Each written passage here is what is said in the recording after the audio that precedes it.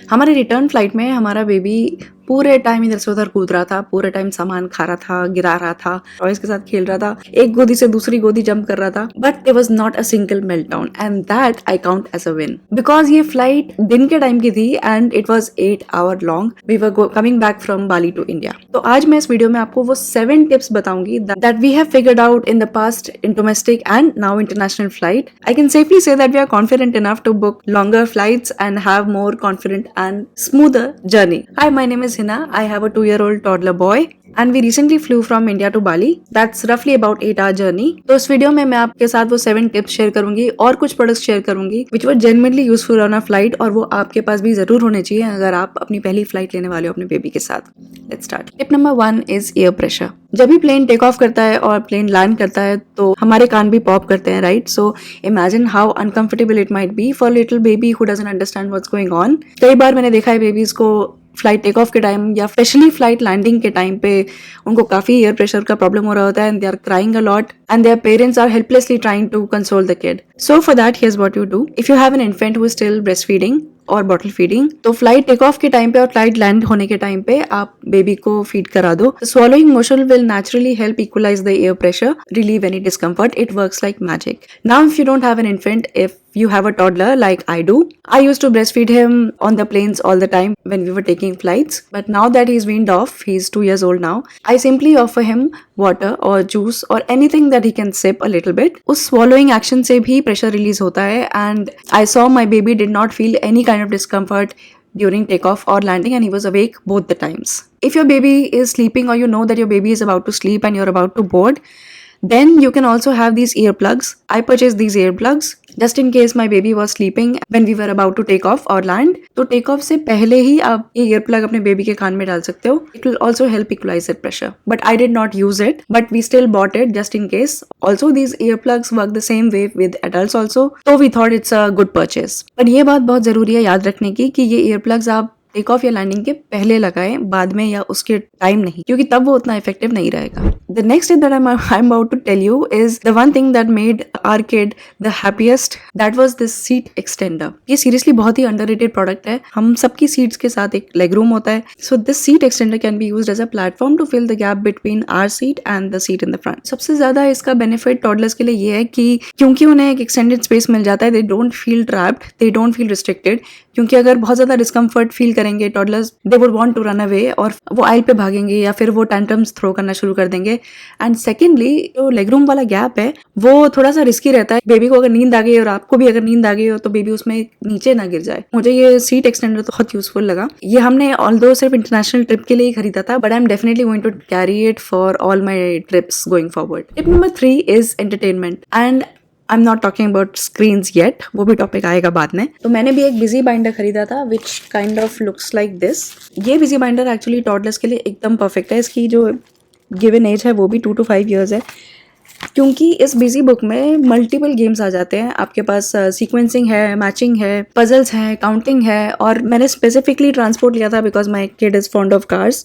तो इसके multiple variations भी आते हैं. आपके बच्चे को जो अच्छा लगता है आप वो ले सकते हो. इसके साथ आपके पास ये पेन भी मिलते हैं. बेबी और baby can use to scribble. All in all this was a very good purchase. To set your expectation right, I am not saying कि बच्चा घंटों लगा रहेगा इसी में, of course not, but every 10-15 minutes के लिए जब एक्टिविटी चेंज करनी होगी बेबी के लिए तो इस टाइप के गेम्स बहुत काम आते हैं एंड ये हमें काफी यूजफुल लगा. इसके अलावा आप इलेक्ट्रॉनिक कार्ड गेम भी लेके जा सकते हो. ये भी बहुत ही हैंडी टॉय है. इससे भी बच्चों का काफी टाइम पास हो जाता है. मैंने ये देखा है कि अगर आप सिर्फ स्क्रीन्स भी दिखाओगे बच्चे को तो वो बहुत देर तक नहीं देखेगा.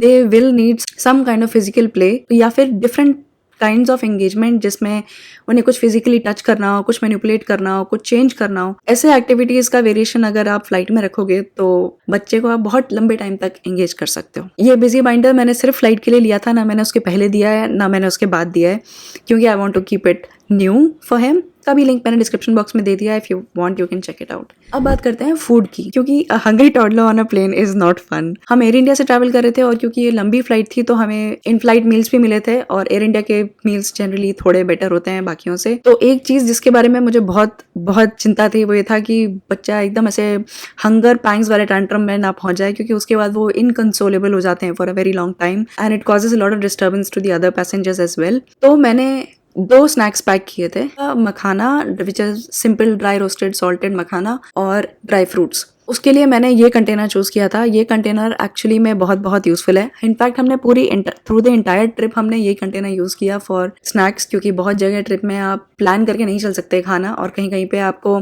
किड अप्रोप्रिएट खाना शायद ना भी मिले, तो ऐसे कंटेनर में मैं हमेशा स्नैक्स कैरी करती थी। Coming back to the flight, ये कंटेनर मुझे एक्चुअली बहुत ही यूजफुल लगा, क्योंकि इसमें बच्चा गलती से खाना नहीं गिरा सकता है। इस टाइप का कंटेनर अगर आपके पास नहीं है तो आई हाईली रिकमेंड कि ऐसा कुछ कंटेनर आपके पास होना चाहिए if you are going on trips. घर पे तो फैलाता रहे तो कोई बात नहीं, चलेगा। Tip number 5 is embrace the screen, let them have their screen time. लंबी फ्लाइट है, बोरिंग है, आपको भी नींद आ रही है, आप भी थके हुए हो, तो उसको स्क्रीन दे दो। अगर आप डोमेस्टिक फ्लाइट में जा रहे हो, आप अपने बेबी के लिए कुछ फेवरेट शोज डाउनलोड करके रख लो। अगर वो गेम्स खेलता है तो आप गेम्स रख लो। अगर आप इंटरनेशनल फ्लाइट पे जा रहे हो तो most international flights also have their personal screens, तो आप तो बहुत देर तो टाइम पास बच्चे पर्सनल स्क्रीन पे भी कर लेते हैं, और उसमें भी छोटे मोटे गेम्स मिल जाते हैं। But don't rely on the flight screens only, क्योंकि हो सकता है वो काम ना करे, हो सकता है वो ठीक ना चल रहे हो। तो हम भी अपने फ़ोन पे यूट्यूब पे बहुत सारे शोज डाउनलोड करके गए थे, जस्ट इन केस हमें दिखाना पड़े। लकीली हमें दिखाने की ज़रूरत नहीं पड़ी। It's the best use of screen. अब जो ये नेक्स्ट 2 टिप्स हैं, ये बहुत लोग स्किप आउट कर जाते हैं, और ये मोस्ट इंपॉर्टेंट टिप्स है इन माई ओपिनियन। हमारी जब रात की फ्लाइट थी तो हमने ये इंश्योर किया कि हम उसको 6 से 7 घंटे का गैप दे दें फ्रॉम हिज प्रीवियस नैप, चाहे उसको जल्दी उठाना पड़े तो उठा दें, so that when he gets to the airport, उस एयरपोर्ट पे इतनी चकाचौंध होती है, इतना कुछ चल रहा होता है कि बच्चा वो सब देख देख के काफ़ी थक जाता है। फिर उसको हमने थोड़ा बहुत कुछ खिला भी देना है, तो इंश्योर कि उसका पेट भी भरा रहे ताकि उसको नींद अच्छे से आए। Tip number 7 is for day flight strategy, यानी जब आपका बेबी नहीं सोने वाला है। जब हमारी रिटर्न फ्लाइट बाली से इंडिया वापसी की थी, वो दिन के टाइम थी, तो उस दिन भी हमने अपने बेबी को टाइम से थोड़ा पहले 2-3 घंटे पहले उठा दिया। थोड़ा सा चिड़चिड़ा रहता है शुरू में बेबी, लेकिन उसके बाद फिर अगेन एयरपोर्ट पे आके इतना कुछ देख के वो फिर से एंगेज हो जाते हैं, फिर से एक्टिव हो जाते हैं। बोर्डिंग शुरू होने के 10-15 मिनट पहले हम उसको वॉशरूम लेके गए to try and do a potty check, क्योंकि एयरलाइंस के वॉशरूम्स बहुत छोटे होते हैं, बहुत ही अनकंफर्टेबल होते हैं। अगर वहाँ पे पूप करेगा और आपको साफ करना पड़ेगा तो शायद थोड़ी प्रॉब्लम हो सकती है।